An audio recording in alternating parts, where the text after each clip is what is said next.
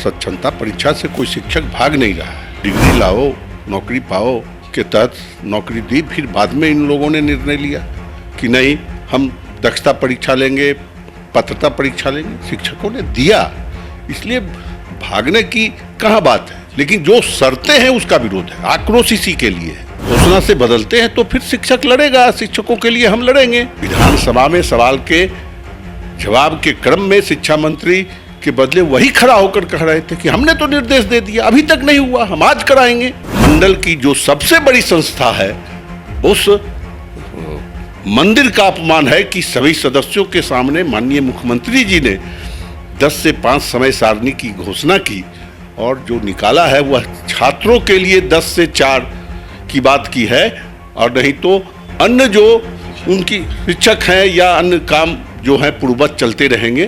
क्या आज तक कभी आपने देखा है कि शिक्षकों के लिए अलग समय सारणी स्कूल में या कॉलेज में?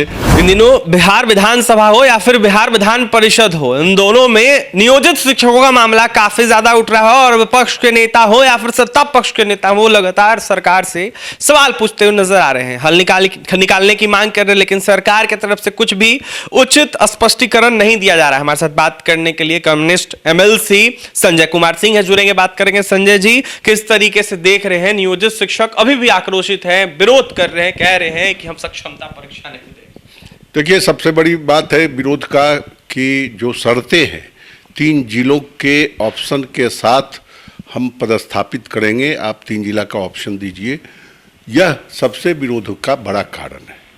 सक्षमता परीक्षा से कोई शिक्षक भाग नहीं रहा है। इसी सरकार ने, माननीय मुख्यमंत्री नीतीश जी की ही नेतृत्व में सरकार थी, 2006 में नियोजन की प्रक्रिया शुरू हुई, डिग्री लाओ, नौकरी पाओ के तहत नौकरी दी, फिर बाद में इन लोगों ने निर्णय लिया कि नहीं हम दक्षता परीक्षा लेंगे, पात्रता परीक्षा लेंगे। शिक्षकों ने दिया, इसलिए भागने की कहाँ बात है। लेकिन जो शर्तें हैं उसका विरोध है, आक्रोश इसी के लिए है। शिक्षा मंत्री का बयान आ गया कि जो असफल होंगे परीक्षा में उसको हटाया नहीं जाएगा, वो नियोजित शिक्षक के रूप में रहेंगे। बयान पे भरोसा कर रहे हैं आप संजय जी? सरकार है, भरोसा तो करना ही पड़ेगा, नहीं तो फिर लेकिन अगर भरोसा हम ना करेंगे तो काम तो उन्हीं से लेना है। भरोसा करेंगे, अगर बयान से बदलते हैं, घोषणा से बदलते हैं तो फिर शिक्षक लड़ेगा, शिक्षकों के लिए हम लड़ेंगे।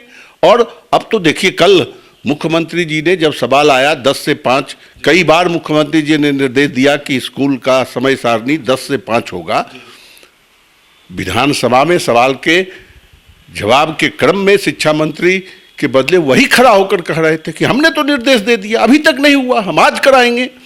और जो पत्र निकला है, फिर गुमराह किया है मुख्यमंत्री को ही, वह पदाधिकारी नहीं बल्कि पूरे इस लोकतंत्र में विधान मंडल की जो सबसे बड़ी संस्था है, उस मंदिर का अपमान है कि सभी सदस्यों के सामने माननीय मुख्यमंत्री जी ने 10 से 5 समय सारणी की घोषणा की और जो निकाला है वह छात्रों के लिए 10 से 4 की बात की है, और नहीं तो अन्य जो उनकी शिक्षक हैं या अन्य काम जो है पूर्ववत चलते रहेंगे। क्या आज तक कभी आपने देखा है कि शिक्षकों के लिए अलग समय सारणी स्कूल में या कॉलेज में और छात्रों के लिए अलग, ऐसी कभी व्यवस्था रही है? देखिए, पाठक का वीडियो भी वायरल हो रहा है संजय जी, जो आप वो बता रहे हैं छुट्टी को लेकर, टाइमिंग को लेकर, इसको देखते हुए उनका एक वीडियो वायरल हो रहा है। वो निर्देश दे रहे, वो कह रहे हैं कि 10 से 5 ही मतलब की टाइमिंग जो था पहले शिक्षकों के लिए रहेगा।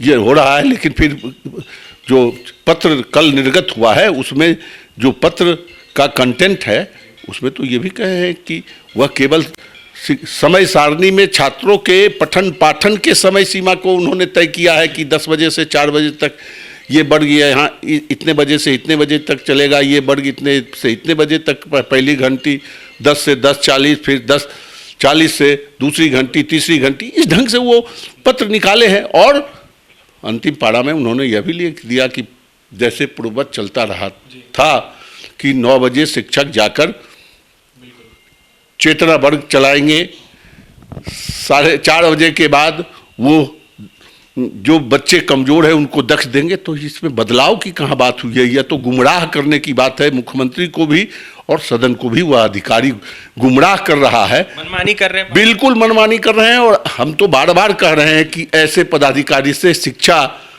का मजबूत नहीं बिहार का हो सकता, शिक्षा आगे नहीं बढ़ सकती। ऐसे पदाधिकारी को हटाना चाहिए। देखिए, ऐसे पदाधिकारी को हटाना चाहिए, इससे शिक्षा व्यवस्था बिहार का मजबूत ठीक नहीं हो सकता है। संजय सिंह कम्युनिस्ट एमएलसी क्या कुछ कह रहे थे आपने सुना है। नियोजित शिक्षकों का मामला हो, इसको लेकर यह साफ करते हुए नजर आए थे, उनकी मांगे जायज है, इसको पूरा करना चाहिए, तो वहीं उनके साथ हम खड़े हैं। साथ ही नीतीश कुमार ने जिस तरीके से छुट्टी को लेकर, टाइमिंग को लेकर बयान दिया था, इसको देखते हुए कहीं ना कहीं लेटर जारी हुआ, लेकिन देखा जाए तो वो अब युवाओं के लिए, छात्रों के लिए लेटर जारी हुआ, न कि शिक्षकों के लिए हुआ। ऐसे में नीतीश कुमार का अपमान करते हुए नजर आ रहे हैं के पाठक।